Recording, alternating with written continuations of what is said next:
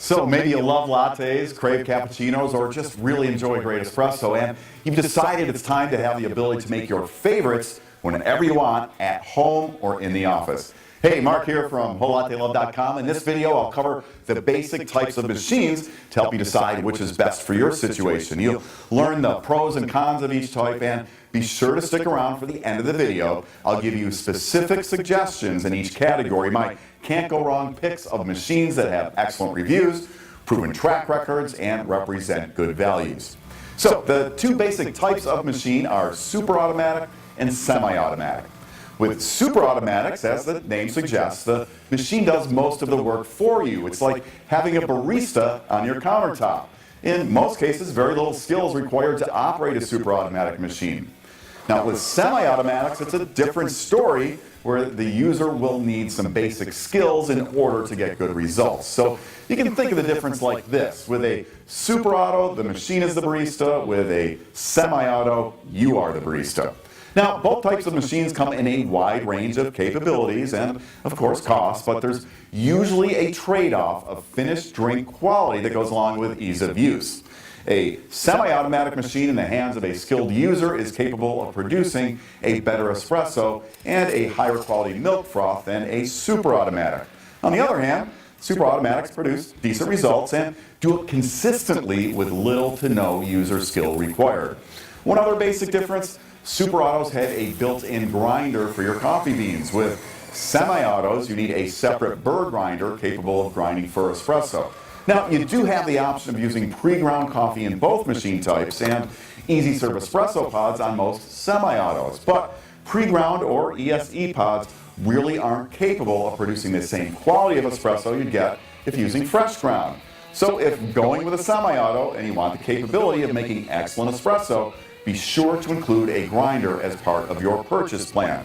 As for details on the machine types, I'll start with the little or no skill required super autos. They all use a built-in grinder to grind beans fresh for every cup. Inside these machines is a part called a brew group, which performs the barista functions of extracting the coffee. Top-line super autos are often called one-touch for their ability to produce milk-based espresso beverages like a latte, cappuccino, and more, with a press of a button, start to finish, without user intervention.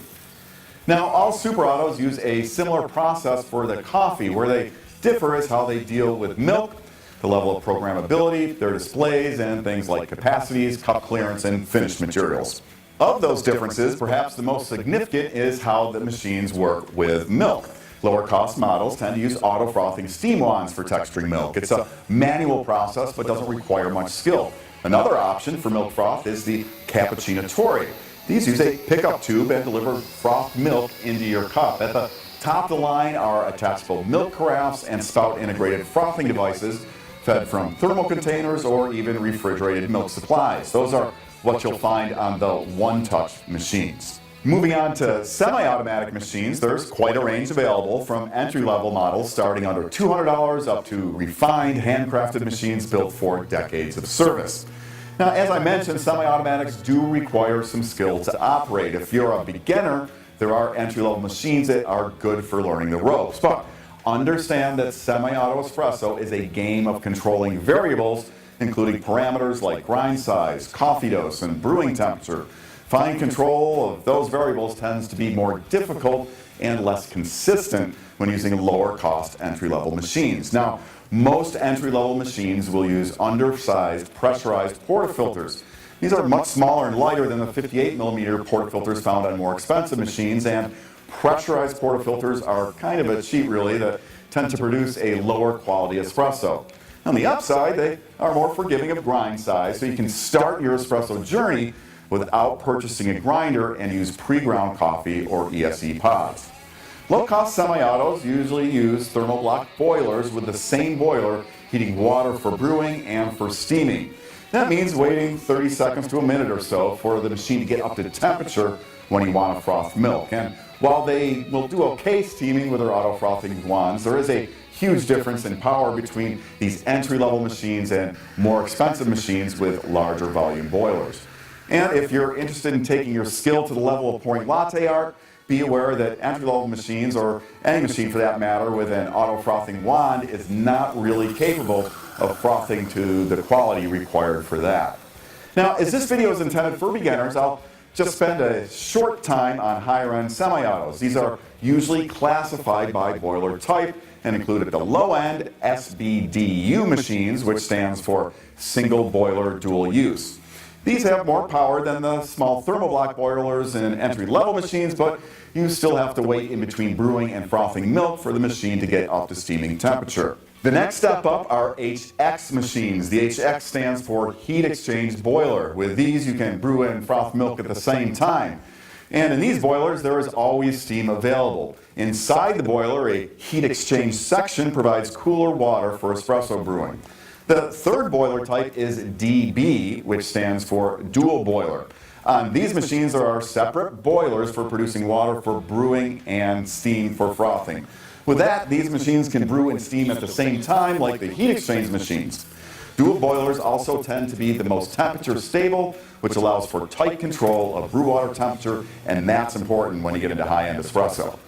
At the start of the video, I promised I'd give you my can't go wrong picks for the various machine types. So, for entry-level semi-auto, check out the Seiko Puemia. It's a low-cost thermoblock boiler machine which uses pressurized filter baskets only in a reduced size and weight portafilter. You're likely to outgrow this machine, but many users do love it. For not a whole lot more, there's a lot to like about the Gaja Classic.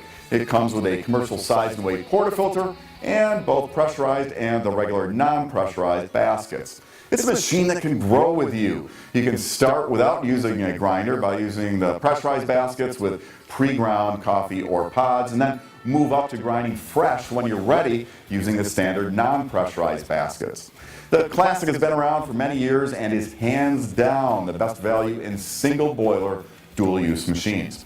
At the top end of entry-level semi-auto is the Rancilio Silvia. It's typically about twice the price as the Gaja Classic. Now, Silvia owners do love their machines, and they often refer to them as Miss Silvia. In comparison to the Classic, it has a larger boiler for more steaming power and a manual steaming wand capable of texturing milk for latte art. But you will want a grinder with this one, as it does not include pressurized filter baskets for use with pre-ground coffee. For super auto recommendations, I can open things up a bit as they require little skill to operate. The Gaja Brera is my pick for best value in this category. It's been around for years, is super simple to operate, and uses the same brewing technology found in their more expensive machines. The Brera uses an auto frothing wand for milk steaming, is low profile, and has convenient front slide-out access to the water reservoir and used coffee drawer. For mid-range picks, I've got the Gaja Anima line, the Base Anima, Anima Deluxe, and Anima Prestige. These machines are a good demonstration of the different milk handling option. The Base Anima uses an auto frothing wand, the Deluxe has the Cappuccino Tori, and the Prestige an attachable milk carafe for start-to-finish lattes and cappuccinos with a single button press. Now, Animas tend to be a better value when compared to machines from other manufacturers with similar capabilities. They are very slim, so easy on counter space, and have all the clearance to handle taller cups and glasses. Now, if you want the absolute best, my top-of-the-line super auto picks are the Jura machines, including the J9 and Z6 for home use. And then for high volume and office use, check out Jura's Giga machines. All these Jura machines feature drink selection by picture on a color display. Drinks are fully programmable down to the ability to adjust the milk, foam density, and even the temperature. Jura's Giga machines can even make 2 milk-based drinks simultaneously. Now, if you have any questions about espresso machines or anything coffee, use those comments down below and I'll get you the answers. I'm Mark from WholeLatteLove.com. Thanks for watching, and I hope you'll come back soon for more of the good stuff on everything coffee. Hey, why not subscribe now for easy free access to more videos on everything coffee, brought to you by WholeLatteLove.com.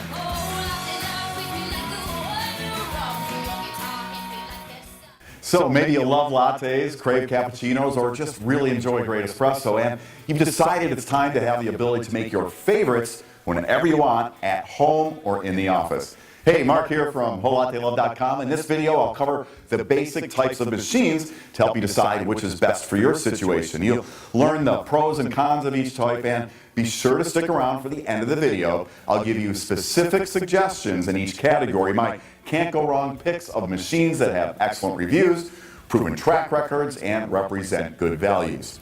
So, the two basic types of machine are super automatic and semi-automatic. With super automatics, as the name suggests, the machine does most of the work for you. It's like having a barista on your countertop. In most cases, very little skill is required to operate a super automatic machine. Now, with semi-automatics, it's a different story where the user will need